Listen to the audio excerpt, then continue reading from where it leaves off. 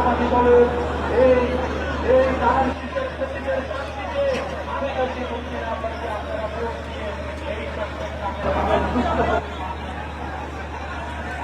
আগুন আমাদেরকে 70 থেকে 80% মানুষ আমাদেরকে ভোট দিয়েছে।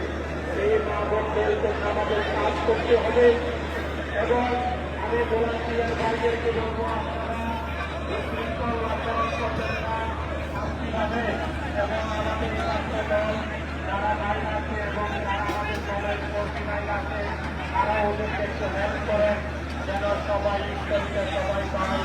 আমাদের এখানে 3-4 হাজার জনের করা হয়েছে, সবাই পাবেন। কেউ ইফতারি না করে ইনশাআল্লাহ যাবেন না, সবাই পাবে। আর একটু মাংস বাড়াই দেন এবং যেন মানুষে আরামে যেন মানুষ ইফতারি করতে পারে, দোয়ার বাইরে কিছু হয় না। আপনারা জানেন আমাদের অত্যন্ত প্রান্তীয় নেত্রী, আমাদের এই রাষ্ট্রীয় ক্ষমতার শীর্ষস্থায়ী বাংলাদেশের প্রধানমন্ত্রী ছিল বেগম খালেদা জিয়া কি দোয়া করেছিল, বলেছিল একদিন তারেক রহমান দেশে আসবে, লক্ষ লক্ষ মানুষ এয়ারপোর্টে রিসিভ করার জন্য যাবে, বাংলার মানুষ ওনাকে বাংলাদেশের প্রধানমন্ত্রী বানাবে। মায়ের দোয়া কবুল হয়েছে। সুতরাং দোয়া অনেক বড় জিনিস।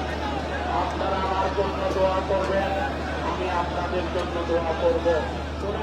এখানে যদি মানুষ যদি সংস্কৃতি তাহলে আমার মনে হয় এখানে যে আমার এখানে নিরমানো হবে না। একটু দরকারটা করে দেন, একটু তুলে দেন, আগে বক্তব্যটা শেষ করি, আগে বক্তব্যটা শেষ করি।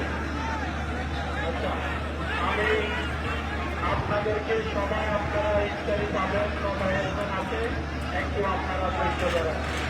আর আমার যে নেতা কর্মীদেরকে অনেক কথা তো আমি বলেছি, আপনারা দোয়া করবেন। ইতিমধ্যে আমাদের আজকে মাননীয় প্রধানমন্ত্রী